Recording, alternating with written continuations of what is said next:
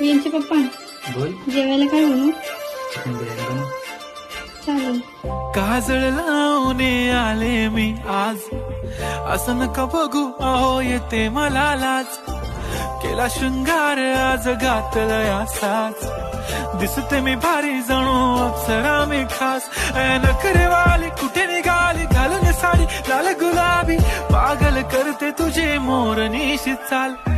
गुलाबी साडी आणि लाली लाल लाल, दिसते मी भारी राजा फोटो माझा काढ. गुलाबी साडी आणि लाली लाल लाल, दिसते मी भारी राजा फोटो माझा काढ.